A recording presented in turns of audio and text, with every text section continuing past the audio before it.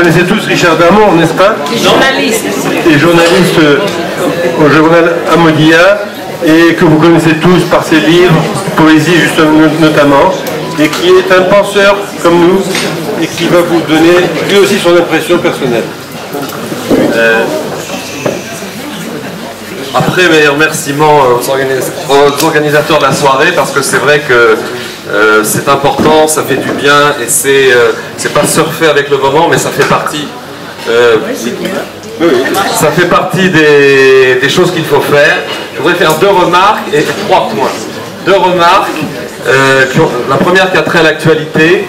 Un ami proche me faisait remarquer une chose évidente que nous comprenons tous, c'est que après plus d'un siècle, peut-être quelquefois, on dit que le retour des Juifs en Israël a commencé avec l'expulsion des Juifs d'Espagne et Yosef Karo et les autres lauréats à Svat. Certains autres disent que ça a commencé il y a un siècle avec le retour du sionisme politique, du sionisme moderne. En tout cas, ce qui est intéressant, c'est que après un siècle de retour, aujourd'hui, nous vivons des temps extraordinaires, presque et plus, on ne sait pas exactement parce que ce n'est pas des chiffres exacts, on a dépassé les 50% de juifs en Israël, du peuple juif en Israël.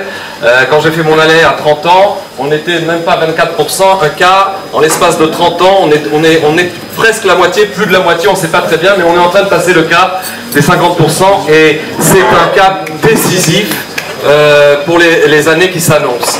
Alors, dans ce contexte-là, la première remarque que je voulais dire, c'est que justement, ce qui se passe finalement, l'intifada des poignards et toutes ces manifestations, qui est la 3e intifada plus ou moins, que ce soit ou la 3e ou la 5e, on s'en fout, le fait est que c'est une révolte arabe dont on a déjà connu les contours. Voilà que ce qu'il y a en fait, si on creuse bien, quelle est la hargne qui les saisit, au-delà du lavage de cerveau des médias arabes, de l'incitation à la haine et au meurtre de tous leurs dirigeants, que ce soit le Hamas, le Fatah ou les autres, c'est qu'il y a une prise de conscience, de désarroi, je dirais, qui devrait au contraire nous encourager, à savoir qu'ils ont compris qu'aujourd'hui, le retour des Juifs, c'est pas simplement un retour dans un état refuge, un état où on se mettrait à l'abri de l'antisémitisme comme une sorte de parapluie qu'on aurait ouvert pour se protéger contre les méchants occidentaux qui nous massacraient, mais c'est que le retour des Juifs, c'est le retour pour construire une nouvelle civilisation, pour construire Or la Goïm, Mamlechet Kohanim, Vegoy Kadosh, et ils ont compris ça au travers de Al-Aqsa est en danger. C'est-à-dire que ce qui les électrise, c'est qu'aujourd'hui ils ont compris que nous voulons, peut-être pas tout, comme disait le Rav Cherki dans les rassemblements francophones de Yom HaAtzmaut, aujourd'hui on est au pied du mur. C'est-à-dire qu'à un certain moment, il ne faudra pas être au pied du mur, et que oui, l'enjeu de ce qui se passe, c'est l'enjeu non pas d'aller manifester sur l'esplanade des mosquées, mais les Arabes ont compris que le retour des Juifs, c'était pas un retour refuge, c'était un retour identitaire, un retour pour reconstruire le 3e temple et la Mamlechet Kohanim. Ils l'ont pas compris dans ces catégories-là, ils ont toutes baratiné, monté leur propagande sur Al-Aqsa est en danger. D'ailleurs, leur spécialité, c'est toujours de nous accuser de ce qu'ils font. Ils nous accusent de judaïser Jérusalem et de changer le statu quo sur le Harabaït. Moi, j'explique au public que je rencontre ici en France, en Europe francophone, je leur explique que ce sont eux qui, depuis 67, ont changé le statu quo, puisque personne ne leur fait remarquer qu'il n'y avait que 2 mosquées en 67 et qu'il y en a 4 aujourd'hui sur le Harabaït. Donc, exactement ce qu'eux, ils font, ils nous accusent à nous de le faire. Deuxième remarque, qui recoupe beaucoup de choses qui ont été dites ce soir, c'est que j'ai toujours en tête cette phrase de Ben Gurion, qui disait, tout le monde la connaît cette phrase, qu'on lui avait posé la question, c'était au début des années 50, on aura beaucoup de mal, mais on arrivera à faire revenir les Juifs de la galoute, mais on aura beaucoup plus de mal à faire sortir la galoute de la tête des Juifs. Et c'est effectivement là un vrai problème qui recoupe toutes sortes de remarques. Alors les 3 points que je vais faire très rapides sont les suivants. On pourrait passer beaucoup de temps, il y a ici des représentants comme le docteur David, dont j'ai apprécié le travail, qui ont vécu donc des campagnes électorales, des échecs comme ils disent. Il y a aussi Moshe Feiglin, dont j'ai suivi le travail. Moi je doutais de cette voie d'entrisme dans le Likoud. J'ai beaucoup d'amis qui l'ont soutenu, mais en ce qui me concerne, j'étais très critique et sceptique, et finalement lui-même nous a donné raison, bien qu'il ait fait un énorme travail. Il y a aussi, pour les plus anciens qui sont là depuis plusieurs décennies, il y a eu aussi des tentatives dont je me rappelle, il y a à peu près, je crois, à la fin des années 80, un groupe de promoteurs immobiliers Haredim de Tel Aviv et de Bnei Brak ont fait un immense dîner dans un hôtel à Jérusalem avec 500 personnes pour lancer un lobby qui était en fait à la fois une centrale d'achat et un lobby économique francophone. C'était flambant neuf, tout le monde n'a pas payé le repas mais a payé la carte qu'ils ont proposée, et il n'est rien sorti de tout ça.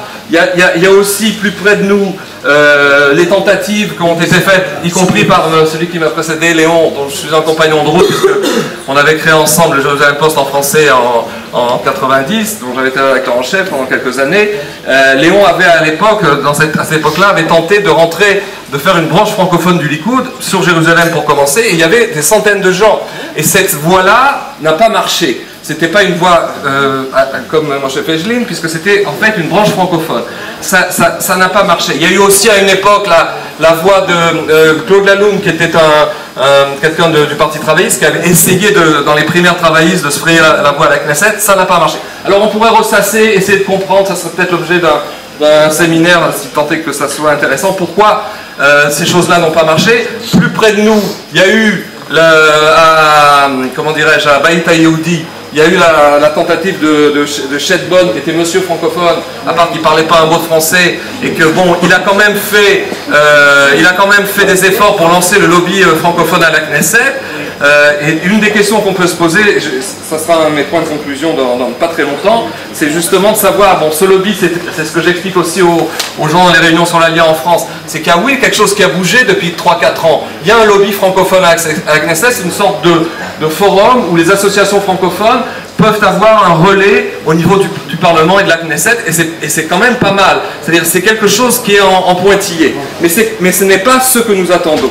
Alors, donc ça, c'était, si vous voulez, l'histoire à retenir des échecs pour essayer de les surmonter. Le deuxième point, c'est que nous sommes dans une situation paradoxale en tant que francophones.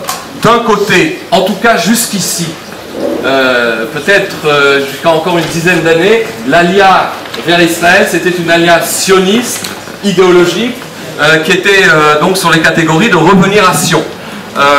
Et en fait, c'est justement cette définition-là de l'Alia, de l'idéologie de l'Alia, qui explique les échecs précédents. C'est parce qu'en fait, c'était impossible de demander, les francophones qui venaient en Israël, ils venaient non pas pour se regrouper en tant que francophones, ils venaient pour devenir des citoyens israéliens, pour parler hébreu, s'intégrer, et certainement pas pour faire un petit parti sectoriel qui avait peu de chances de réussir, puisque, comme quelqu'un l'a rappelé, ce qui a permis aux Russes de réussir, c'est pas seulement leur conviction et leur manière de militer, etc., leur tempérament de lutteur, c'est le nombre, tout simplement. Ils sont entre 10 et 15 fois plus nombreux que nous, en tout cas aujourd'hui. Donc a fortiori il y a 10 ans. Et donc, si vous voulez, le paradoxe est le suivant. Jusque-là, nous étions dans une alia de type idéologique. Bon, ça a changé depuis 10-15 ans, il y a une alia beaucoup plus harédite qui s'est faite. Aujourd'hui, ça commence à être non pas une alia de masse, mais presque de masse, donc les considérants changent. Alors, ça veut dire quoi? Ça veut dire qu'aujourd'hui, si vous voulez, si on veut se regrouper, il faut en fait finalement se poser la question, est-ce que c'est sous la forme d'un parti politique? Auquel cas, on va donner une définition tout de suite. Il faut trouver une formule qu'est-ce que c'est qu'un parti politique? C'est un regroupement avec un plus petit dénominateur commun, parce que dans la population francophone telle qu'elle existe aujourd'hui et telle qu'elle va s'augmenter, parce que pas besoin, tout le monde est bien persuadé, et c'est pas parce qu'il y a eu l'attentat il y a 15 jours à Paris que ce n'est qu'un début. Ce sont des apéritifs qui sont malheureusement servis aux Européens, aux Français. La chose va prendre une ampleur impensable. D'une semaine à l'autre, l'histoire s'accélère et nous surprend de manière incroyable. Et donc, ce phénomène-là va s'accélérer. Ça veut dire quoi? Ça veut dire que s'il y a une alia plus massive, qui sera moins idéologique, et peu importe, contrairement à ce que disent les élites israéliennes, comme une fois j'avais entendu Sipi Livni qui avait dit, il ne faut pas que les gens partent par peur, parce qu'on veut une alia motivée. Mais c'est pas elle a décidé comment l'alia est. L'alia, elle est comme elle est, et heureusement que l'État d'Israël existe pour permettre aux Juifs, même parce qu'au départ, ils partent par peur, mais ils viennent aussi et rejoignent leur pays, tout simplement. C'est ce comportement élitiste des élites israéliennes qui ont toujours peur de l'alia, faut savoir comment ça s'enracine. Alors si l'ALIA est destinée à s'élargir, il faut donc trouver, il y a deux voies finalement, je terminerai comme ça. Il y a soit, si vous voulez, là, il faut vérifier qu'est-ce que devient ce lobby francophone à la Knesset, ça c'est un premier point, parce que c'était un début, c'était quand même pas mal, on n'avait jamais vu ça, j'ai siégé plusieurs fois, pas tout le temps, mais dans ces réunions, il y avait quand même une trentaine de parlementaires de tous les partis, et il y avait, je sais pas, 50, 80 francophones qui étaient là, devenus de tout le pays, on n'avait jamais vu ça, c'était un début. On peut pas, les Alsaciens, on ne peut pas mépriser cette chose-là, il faut vérifier, est-ce que cet outil va servir ou non, ou est-ce qu'on le surmonte. La deuxième chose qu'il faut faire, si on décide, peut-être pas aujourd'hui, mais qu'on sent qu'il faut créer un organe nouveau, on avait, avec les gens d'Ashdod, qui avaient à un moment, l'espace francophone d'Ashdod, qui avait voulu convoquer, mais il n'a pas pu le faire pour des raisons organisationnelles, des états généraux de la francophonie israélienne. L'idée c'était si vous voulez, c'est une proposition intermédiaire, c'était de fédérer, mais pas au sens CGT ou CFDT, c'est de fédérer, c'est-à-dire de regrouper dans une sorte de forum commun les associations francophones pour qu'elles travaillent ensemble sur des objectifs précis. Et le troisième point, qui est peut-être encore plus ambitieux, c'est justement ce que je disais, si on veut créer, c'est l'objet de la réunion de ce soir, un organisme politique, parce que c'est le moment, il faut comment dirais-je, avancer vite, parce que l'histoire risque de nous rattraper, eh bien il faut donc définir quels seraient les plus petits dénominateurs communs à cette communauté, qui est quand même une communauté comète, parce qu'il y a toutes les opinions, il y a évidemment une certaine direction qui est donnée, mais il y a toutes les couleurs politiques. Alors quels seraient, ça c'est simplement moi ce que je suggère, et d'après la température que j'ai pris en tant qu'observateur, ça fait 30 ans que je suis là, j'observe aussi les phénomènes, c'est mon rôle. Je pense qu'il y a deux points qui pourraient permettre un regroupement politique francophone minimal. C'est d'une part, justement, la question de l'ALIA, pas seulement aider, encourager l'ALIA, faire valoir l'ALIA, faire sauter les verrous juridiques et autres qui sont très nombreux. Et comme a dit, quel est son prénom, j'ai oublié. Non, le conseiller spécial de Netanyahou sur l'ALIA de France, Dov Maïmon, en fait, toutes les promesses ont été faites, c'est l'enthousiasme quand on parle aux leaders politiques israéliens sur l'ALIA de France, mais ils ne font rien. C'est-à-dire ça n'est pas suivi d'effet. Alors qu'est-ce qu'il faut? Il faut faire un groupe, pas de pression, il faut faire un groupe qui montre aux dirigeants israéliens qu'on peut se regrouper malgré nos divergences d'idées. On peut dire 2 juifs et 3 opinions, mais quand c'est des juifs français, c'est encore plus. Et donc, premier dénominateur commun, faire réussir l'ALIA, encourager l'ALIA, et pour pas qu'elle soit simplement, qu'elle arrive en tant qu'ALIA de détresse, qu'elle arrive les Komaniout, là, c'est nous, la tête haute dans le pays. Deuxième chose, il me semble aussi, mais ça c'est sujet à caution parce que ça suppose que s'il y a un groupe qui se dégage de ce réunion ou d'autre un jour pour, oui, aller plus loin, faire un parti politique, il me semble et peut-être que ce ne serait pas à afficher tout de suite, mais c'est une idée essentielle. C'est qu'un parti francophone, et ça recoupe ce que vient de dire Léon sur la souveraineté, la conception de l'État. Il faut que le deuxième point, et c'est le point minimum, je répète, l'ALIA, le deuxième point, ce soit quoi? Ce soit la volonté des éventuels fondateurs de ce groupe-là, qui serait plus qu'un lobby, plus qu'une fédération, qui serait un embryon ou un début de parti politique, c'est de dire que le but de ce parti, c'est de changer la règle du jeu politique en Israël, c'est-à-dire de changer la constitution et de faire passer Israël de sa première république. Pas de constitution. Si, il y a des règles constitutionnelles. Mais d'accord, c'est pas un scoop. C'est pas un scoop, il y a des lois constitutionnelles, il n'y a pas de constitution, justement. C'est de donner à ce pays une véritable constitution et de changer la règle du jeu politique électorale pour qu'on passe de la première république israélienne qui a duré de 48 jusqu'à maintenant, jusqu'à la seconde république israélienne. Il me semble que ce sujet-là, les francophones, je ne veux pas dire les Français, d'ailleurs on se trompe souvent, on ne peut pas dire les Français, nous sommes des francophones, on est des Israéliens d'abord, et les francophones en second. Donc les Israéliens francophones impulsent l'idée du changement du régime politique, parce que c'est ça qui ouvrira la voie à beaucoup d'autres changements. Continuer encore avec la même règle du jeu, c'est nous condamner, c'est ma dernière phrase, c'est nous condamner à ces politiques d'emprise dans des partis politiques immenses, mastodontes, qui ont fini leur rôle au niveau du sionisme à long terme. Et la gauche, ça on le sait, mais même la droite telle qu'elle nous est, enfin c'est pas besoin de le décrire, rentrer dans un grand parti aujourd'hui pour essayer d'infléchir, etc., c'est perdu d'avance. Il faut être un groupe qui aiguillonne, et je pense que, si vous voulez, cette voie-là, créer un parti avec au moins le dénominateur commun de l'ALIA, et qui devrait d'ailleurs dans son nom avoir le terme ALIA. Vous savez comment les Russes, à part leur nom, ils ont réussi, c'est qu'ils ont appelé leur parti Israël Be'Alia. C'était le parti de Sharansky, avant le parti de Lieberman. Et donc, il faudrait qu'il y ait le terme d'ALIA, il faudrait qu'il y ait peut-être ce thème aussi du changement de régime. Et je dis, et je répète, il faut fédérer d'abord les associations, il faut faire des états généraux de la francophonie et surveiller le lobby francophone à la Knesset pour l'encourager. Merci, bravo. Avant de passer la parole au dernier d'entre eux, le last de liste, je ne sais plus, je voudrais quand même vous donner quelle est à mon avis, la plus belle blague du siècle. Les Européens attendaient 5 millions d'immigrés israéliens parce qu'ils avaient tout investi pour notre destruction, et aujourd'hui ils arrivent avec des millions de musulmans qui envahissent leur pays. Vous ne trouvez pas que c'est la plus belle blague du monde, ça? Oui.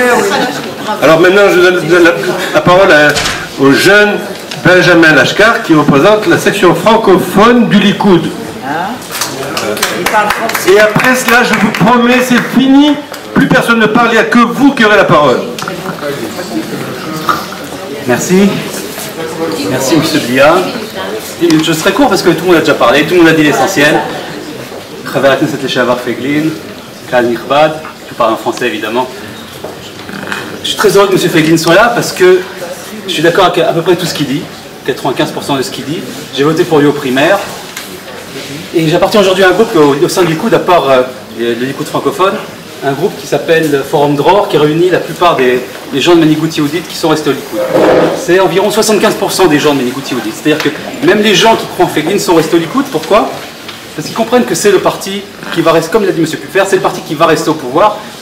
C'est le parti qui va rester au pouvoir.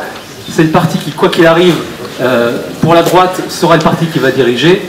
Et c'est pas un petit parti qui, dans le meilleur des cas, fera 4 mandats, 5 mandats, qui pourra changer les choses. Malheureusement, j'espère que M. Feiglin, qui était le meilleur député de la dernière Knesset, un des meilleurs députés qu'on a eu, avec qui je suis d'accord surtout sur l'économie d'ailleurs, j'espère qu'il sera réélu et j'espère qu'il aura un maximum de gens. Mais malheureusement, c'est le Likoud qui va... Enfin, malheureusement. Heureusement, c'est le Likoud. Les lapsus. Heureusement, c'est le Likoud qui va continuer. Et pourquoi je vous dis ça? Parce qu'il faut comprendre que le problème des Français en Israël depuis 20 ans, depuis 30 ans, c'est que c'est la seule communauté qui n'a jamais compris comment ça marche ici. Je pense que les gens l'ont bien expliqué. Les Français sont d'abord un public, surtout, je vois que vous êtes surtout des gens d'une alia, donc vous n'êtes pas des Olim Khadashim, j'ai l'impression, il y en a beaucoup que j'ai vu, il y en a quelques-uns, mais la majorité sont des Olim Vatikim. C'est une communauté qui est très idéaliste, qui est très sioniste, qui est venue ici vraiment pour s'intégrer, qui est venue ici avec beaucoup d'idéologie. Et les Juifs de France n'ont jamais eu cette mentalité, en fait ils sont très républicains aussi dans l'âme, ils n'ont jamais eu cette mentalité communautariste. Et malheureusement c'est comme ça que ça marche en Israël. En Israël, vous voulez changer les choses, vous créez des lobbies, vous créez des groupes de pression, vous avez besoin d'un poids politique. On est 200 000 personnes, on est 200 000 Français en Israël, en comptant les enfants, évidemment, il y a environ 100 000, un peu moins de 100 000 qui ont fait leur alia, il y en a 200 000 en comptant mes enfants. Par exemple, Avinoam, votre fils qui est ta bonne amie, vous passerez le bonjour. Et ben vous savez combien il y a d'Éthiopiens en Israël? Il y en a 130 000. Et c'est une communauté moins que nous. Et c'est une communauté, on ne veut pas être à leur place. Mais eux, ils ont déjà eu 5... Les Éthiopiens. On veut vraiment pas être à leur place. Mais eux, ils ont déjà eu 5 députés. Ils ont eu 5 députés à la Knesset. Qu'est-ce qu'ils ont fait? Ils ont pris 500 personnes, ils ont mis au Likoud, ils ont pris quelques centaines, ils ont mis au Parti travailliste. Ils ont aussi à Yeshatit réussi à faire passer quelqu'un. Et c'est comme ça qu'ils ont réussi non seulement à avoir un représentant, plusieurs représentants, mais c'est comme ça qu'ils ont réussi à faire passer quelques petites lois, des petites choses, des améliorations. Évidemment, je ne me compare pas à nous, ça n'a rien à voir, mais vous comprenez le principe. Vous avez maintenant, vous avez par exemple les chauffeurs de taxi qui, pour protéger leur syndicat, leur corporation, intègrent massivement le Likoud. Vous avez des gens de gauche, il y a un groupe au Likoud qui s'appelle la Likoud Nikim Achadashim, ils ne sont pas tous de gauche, mais à l'origine, le noyau dur, c'est les gens de gauche, qui font de l'entrisme au sein du Likoud, donc c'est quand même dangereux. Et c'est pour ça que les Français doivent faire la même chose.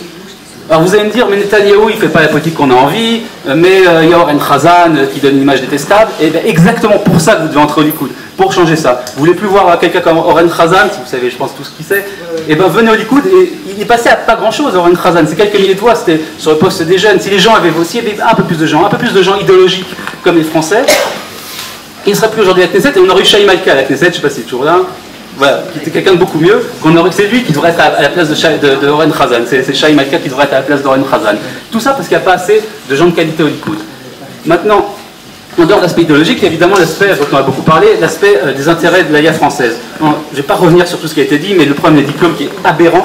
Vous savez que quelqu'un qui est dentiste doit repasser des examens de première année. J'ai encore l'exemple récemment de quelqu'un qui est depuis 20 ans dentiste et qui a échoué 2 fois. C'est moi. Ah bon.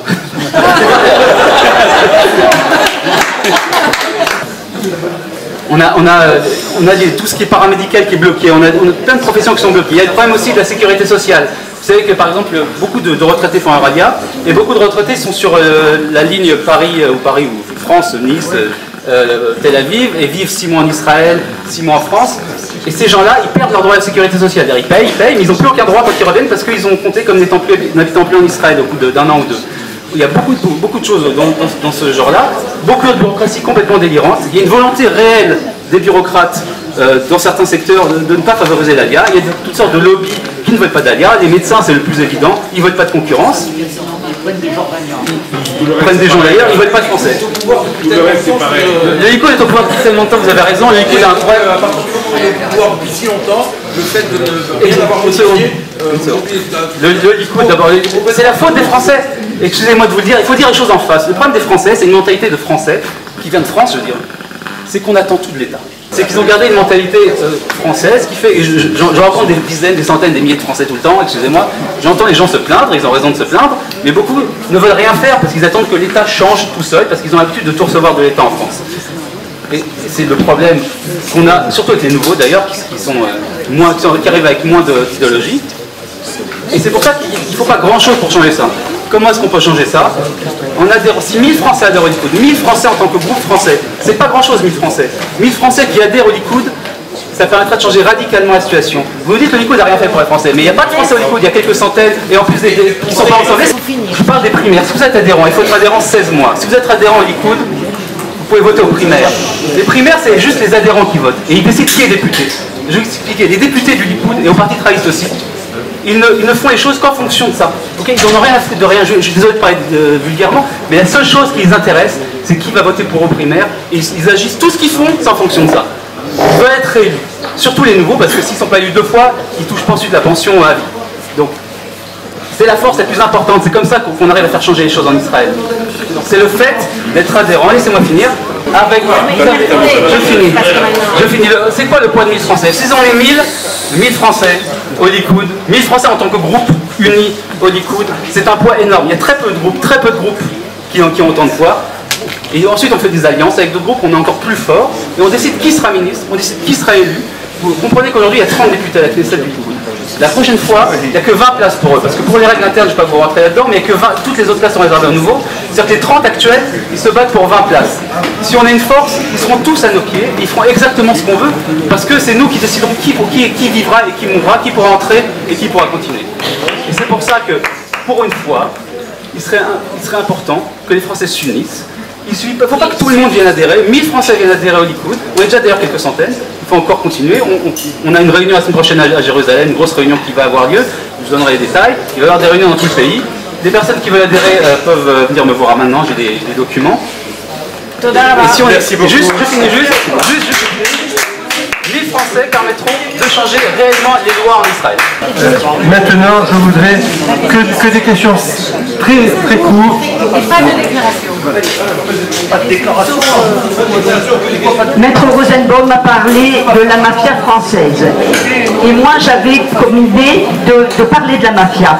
Est-ce qu'il ne serait pas temps de s'attaquer à la mafia israélienne, qui nous vole nos idées, qui nous castre complètement, et notamment de la mafia des banques, et je peux le dire parce que je me suis d'abord interrogé un avocat, la banque Leumi Napoalim, qui nous tue et qui empêche l'ALIA. Voilà. Et bien c'est ça. Voilà. Essayer de démolir la mafia israélienne, une fois pour toutes, qui nous tue. C'est la vérité. C'est la vérité. Notre ami Calvo bouille d'impatience. Depuis tout à l'heure, il veut la parole. La voilà. Oui, je mets mon chapeau et je vais me mettre là-bas. Vous avez parlé des accords d'Oslo. On est dans une situation difficile et je ne vais pas vous donner un cri de joie ou un cri de bonheur, parce qu'il faut savoir une chose que personne ne savait. Moi, je ne le savais pas avant 2004, 2003. Alors que je travaillais sur mon livre qui s'appelle Le dossier Arafat, qui a été publié en 2004 en France. Mais les accords conclus dans l'islam, les accords conclus avec les non-musulmans, ne durent normalement que 10 ans. Ils ne sont valables que pour 10 ans. Ils peuvent être renouvelés encore pour 10 ans en cas de circonstances exceptionnelles. Il faut vous dire qu'ils tiennent ça de deux choses. Les accords entre Saladin et Richard Coeur de Lyon, qui n'ont pas duré plus de 10 ans, et ils tiennent ça également de l'accord que Mohamed avait passé avec la tribu de Koresh. Non, mais c'est pas une question, vous avez parlé, je peux peut-être éclairer le public qui est ici pour savoir exactement ce qui va se passer. Bon, les accords d'Oslo ont été signés en 95, en septembre 95.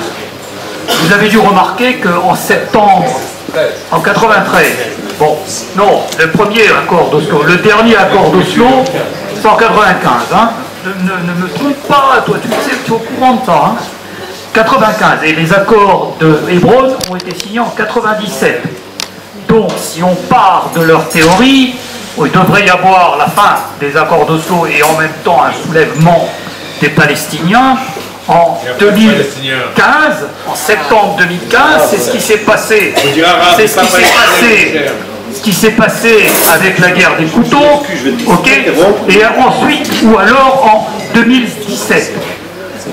Sachez que nous sommes dans une situation qui ne va pas être gaie du tout, parce qu'ils ont à peu près 100 000 militaires dans l'autorité palestinienne, et que ce que nous connaissons à l'heure actuelle, et ce que nous avons connu au moment de la deuxième intifada, ne va pas être une partie de plaisir maintenant. Maintenant, pour répondre à ta femme qui parlait d'Israël et de modèle, je dois vous dire que j'ai eu la surprise dernièrement de lire un livre de Michael Zvi, qui s'appelait anciennement Levko Selikovitch, et qui est un philosophe français qui a été professeur de philosophie en Israël. Et il m'a donné un livre qui a été écrit par un autre professeur de philosophie qui s'appelle André Boutan. Et ce professeur Boutan, qui était mon professeur de philosophie quand j'étais au lycée, qui était un bonhomme d'extrême droite, en fait, c'est un nationaliste royaliste qui dirigeait la nation française, a écrit un livre qui s'appelle La guerre des 6 jours. Et dans la guerre des 6 jours, il racontait quelque chose que vous ne pourriez pas imaginer, que je n'avais jamais imaginé. Il disait la chose suivante: l'Europe a perdu sa place avec la Première Guerre mondiale et la Deuxième Guerre mondiale, avec ce qu'elle a fait. Elle ne peut pas être la lumière qu'elle voulait être dans le monde. Et que la seule lumière qui va revenir, c'est celle d'Israël. Israël va reprendre ses lumières et son rôle antérieur. Donc, sachez que les deux phénomènes vont se produire. On va être dans une situation extrêmement difficile, et en même temps, nous avons la force, nous aurons la force de pouvoir faire sortir le peuple d'Israël de l'endroit où il est, parce que nous serons les seules protections. Et la seule protection, c'est ce qu'il disait, de l'Occident. Parce que nous sommes une nation, et qu'eux ne sont plus des nations. Voilà. Merci. Puisque je me suis présenté en tant que dentiste ayant échoué 2 fois son examen d'équivalence, donc pour revenir ce que disait sur le docteur David. C'est pas la 3e fois ou non? Non, j'arrête cette fois-ci, je fais de la politique maintenant.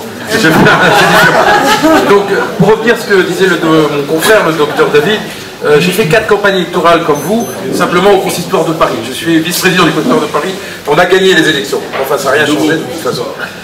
Juste un point. J'ai réagi un peu vivement, et je m'en excuse, par rapport aux représentants de la branche française du Likoud, parce que je pense que c'est une erreur fondamentale que nous ferions de rentrer dans un grand parti politique. Nous serions complètement étouffés et nous ne serions absolument pas écoutés. Donc pour moi, la seule voie, je donne mon avis, si vous permettez, je vous ai laissé parler, donc je souhaiterais exprimer mon idée jusqu'au bout. Et donc, la seule voie qui me semble être celle qui pourrait nous permettre d'être entendus, c'est effectivement d'avoir une représentation politique, aussi petite soit-elle, mais si elle est basée sur une conviction ferme qui pourrait éventuellement intégrer d'autres gens. Nous ne sommes pas simplement un parti qui pourrait intégrer simplement les Français. Il y a aussi des minorités, il y a beaucoup d'aliotes du monde entier qui rencontrent les mêmes problèmes que nous, qui seraient effectivement pas suffisamment structurés pour créer leur même propre entité, pourraient effectivement travailler avec un lobby français ou francophone à définir. Autre chose, la ligne qui est à suivre, c'est la ligne, là je vous rejoins complètement Abraham, et je vous suis sur internet avec très grand intérêt, c'est la ligne qui a été définie par vous, par Jacques Pulfer, qui est mon maître en politique, et véritablement, si on a Emouna, Bitachon et conviction que la terre d'Israël, c'est le Ham Israël et la Torah d'Israël, rien ne peut nous arriver, et nous pouvons faire de grandes choses. Je voudrais vous donner encore une fois la parole à mon ami Michel Ferme. Vous ne le regretterez pas, parce que Michel Ferme est notre vétéran à tous. Il est arrivé avant nous tous, il a fait des choses extraordinaires. Jérusalem ne serait pas Jérusalem sans Michel Ferme. Et véritablement, c'est un personnage dans notre génération. Donc quelques mots. Un vieux parle aux jeunes. J'ai entendu beaucoup de jeunes parler ce soir. Je pense que je pourrais être le père de la plupart d'entre vous. J'ai 84 ans. Et je vais vous dire, entre parenthèses, c'est pas pour vanter ou quoi que ce soit. 84 ans, j'ai jamais été chez un médecin, j'ai jamais pris un médicament. Je hais les médecins parce qu'ils nous tuent. Maintenant, il faut leur donner l'équivalence. 1000 pommes de terre, c'est pas une pomme de terre. 1000 personnes, 100 000 personnes, c'est une seule personne. Une personne et l'autre, c'est une personne. On ne peut pas faire un amalgame de personnes. 100 000 personnes, ça n'est qu'une personne. La révolution, c'est d'abord la révolution que l'on réalise en soi-même. Pendant toutes ces années, j'ai livré des combats sociaux en Israël. On m'a flanqué contre ma volonté dans le Parti travailliste. J'étais au comité central du Parti travailliste, sans que l'avoir demandé, mais on m'a poussé là-bas. J'étais à une réunion à Tel Aviv, et au bout de 5 quarts d'heure, j'étais déjà dehors. Je n'ai pas démissionné, je suis toujours du Parti socialiste, et à chaque fois qu'il y a un problème, je suis invité à venir, etc. Je n'ai rien de socialiste, ou plutôt je suis très socialiste. Maintenant, ce que je voudrais dire, et je suis très étonné que les gens ne soient pas conscients de cela, et en particulier ceux qui sont imprégnés de l'esprit d'Israël, de la culture d'Israël, de l'esprit juif, de la religion. Maïmonide commence les Torah avec un livre qui est le livre des fondements de la Torah, Sefer Yesodot Torah. J'ai vraiment jamais rencontré quelqu'un qui s'est vraiment imprégné, qui a réfléchi à ce que Rambam essaie de nous représenter dans ses fondements de la Torah. Je ne vais pas faire un cours, je vais dire une chose. Le Rambam dit là-bas, d'une manière tout à fait formelle, il dit la chose suivante. La prophétie n'a jamais cessé en Israël. Elle a toujours été présente en Israël. Ce qui s'est arrêté, ce qui s'est interrompu, c'est la prophétie pour les autres. Mais la prophétie pour soi-même n'a jamais cessé, et elle continuera toujours. Quelqu'un qui veut parler aux autres, travailler pour la justice, pour créer un endroit où Dieu puisse trouver sa place. Comme nous disent nos sages, il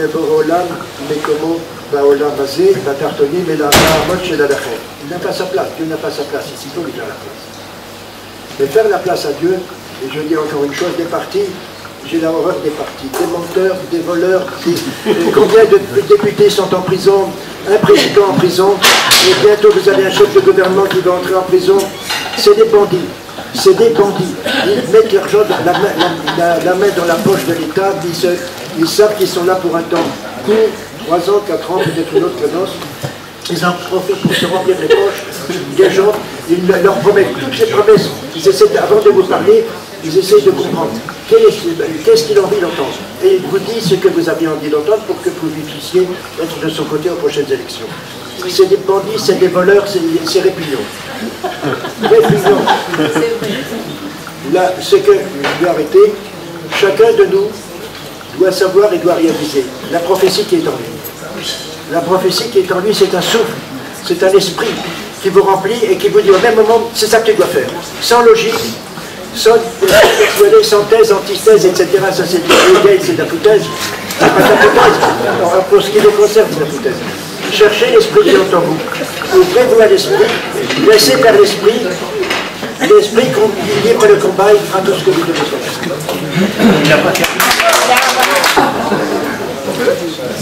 Je voudrais tout simplement dire que depuis la création de l'État d'Israël, il y a toujours eu des francophones qui ont fait leur aliyah en Israël, et il y a eu beaucoup de francophones depuis les années 48 et même avant.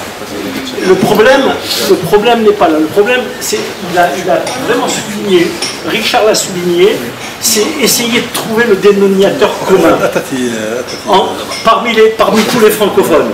C'est très difficile. Parce que n'oubliez pas que les Marocains qui sont venus en masse en 50 sont des francophones. Ils sont venus nombreux. Et aujourd'hui, vous êtes dans les partis des Marocains qui sont ministres. Vous n'êtes peut-être pas des secrétaires d'État. Il y en a beaucoup. Ils sont francophones. Moi, personnellement, j'ai été aidé en 1982 par M. Ouzan, qui était ministre de l'intégration tunisien. Un Tunisien. Ça veut dire quoi? Ça veut dire qu'il faut d'abord trouver le dénominateur commun des francophones pour les réunir. Ce soir, nous avons entendu plusieurs personnes. Ils ont tous des idées différentes. Je suis persuadé qu'on n'arrive pas à s'entendre. On sort de cette salle, on n'arrivera pas à s'entendre. Si on n'arrive pas à trouver le dénominateur commun. Bon. Et c'est ça l'essentiel.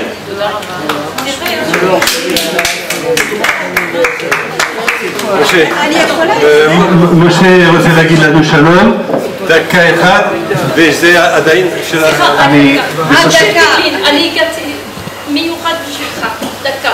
חבל מאוד, לא עשית תרגום של ספר שלך. הייתי פעם בישיבה אצל גברת שושנה בכר בקריית משה, תודה.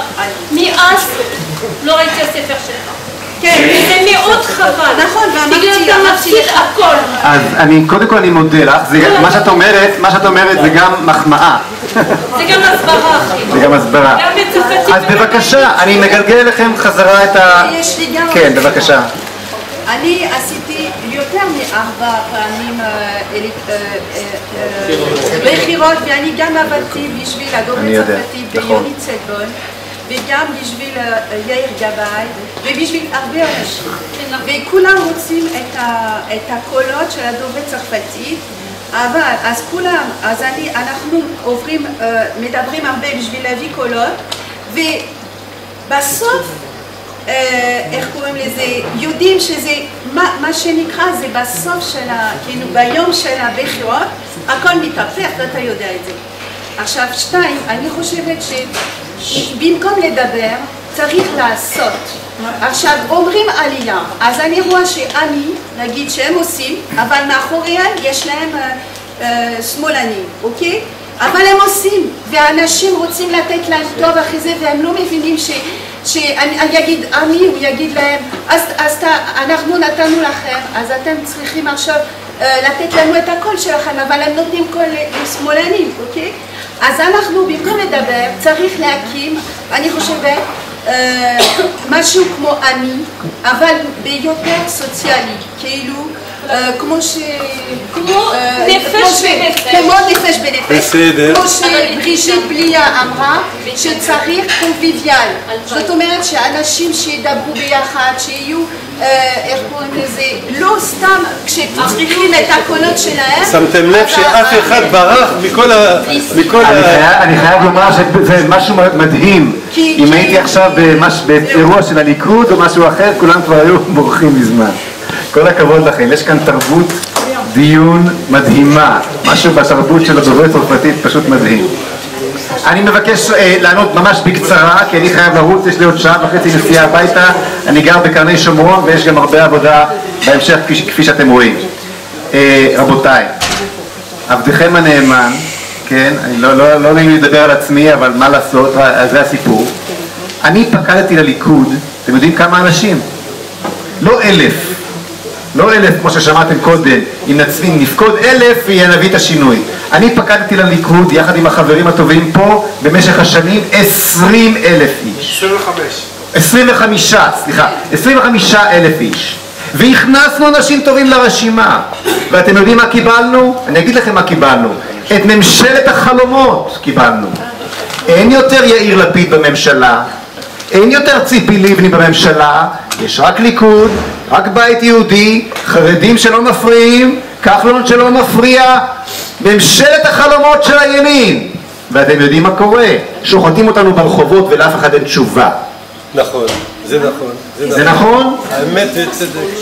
אז רבותיי, עם כל הכבוד ועם כל הרעיונות, ואת צודקת, צריך לתרגם את הספר שלי לצרפתית, ואת צודקת, צריך להקים תנועה, צריך מה שאמרתי לכם עכשיו, מנהיגות חדשה עם חזון. אתה לקחת לי את המילים מהפה. מנהיגות חדשה עם חזון, מנהיגות שלא איבדה את החזון שם באוסלו, מנהיגות שממשיכה עם אותו חזון. זה בידיים שלכם. תצטרפו למפלגת השלטון החדשה בעזרת השם של עם ישראל, מפלגת זהות. תודה רבה לכולכם, שיהיה לכם ערב טוב. להתראות.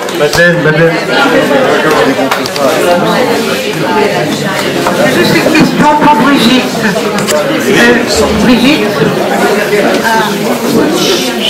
tu as dit qu'il fallait résister. Je dis qu'il fallait la résistance.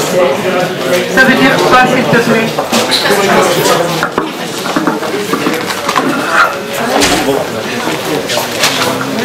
C'est très facile. Nous sommes dans une situation politique mondiale dans laquelle les musulmans prennent de plus en plus de force, de plus en plus de pouvoir et par la violence. Et dans les démocraties occidentales, rien ne s'y oppose parce que les démocraties occidentales n'ont plus de valeur. Donc elles n'ont pas la force morale de s'opposer à ce mouvement-là. D'ailleurs, c'est une des justifications de l'islam conquérant et extrémiste, de dire que, regardez, ces gens dans les sociétés occidentales n'ont pas de valeur du tout. Et donc, nous devons nous opposer notamment à l'islam parce que nous, oui, nous avons des valeurs juives qui ne sont pas du tout les mêmes valeurs que les valeurs de l'Occident et du postmodernisme.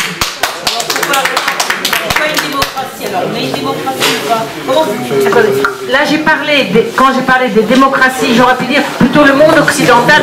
Les démocraties occidentales ne savent pas qu'une des règles qu'il y a en démocratie, c'est de défendre la démocratie contre les ennemis de la démocratie. Quand on défend la démocratie contre les ennemis de la démocratie, y compris par la force, eh bien on travaille pour la démocratie. Parce que si on ne le fait pas, c'est la démocratie qui s'écroule. Avant de nous séparer, je voudrais 3 petits points d'optimisme. On va faire un rapide survol de Bereshit jusqu'à notre parachat à Shavua. Bereshit bara Elokim et Hashamayim et Haaretz. Il y a 6 Aleph. Quand on retourne le mot Aleph, c'est Pélé, c'est le miracle. Donc il faut croire en ce miracle. Par Abraham connaît Eretz Israël. Et Marat Amarpela, Vemakatou, Vayakoum Asadeh, et toute la terre qui était l'étrapelle, retourner sur elle-même, c'est soulever. Donc il faut acheter Eretz Israël. Pour Yitzhak, le premier puits, c'était Essek, Khurban Bet Hamikdash Harishon. Le deuxième puits, Sitna, Khurban Bet Hamikdash Hasheni. Le troisième puits, Rehovot, ça sera le troisième Bet Hamikdash, les Netzachim. Yaakov, בפרשה הזאת, נלחם נגד השר של עשיו, שהוא גם השר של ישמעאל, והוא יוצא מזה ישראל. אז כי מציון תצא תורה ודבר השם ירושלים. זה אומר שכדי שהשם ידבר צריך להוציא את התורה מציון.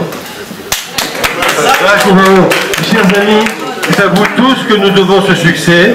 Je ne suis pas du tout sûr de tout ce qui va sortir de là, mais en tous les cas, il y a eu ce fait, ce que nous avons fait existe, personne ne peut le nier. Eh bien,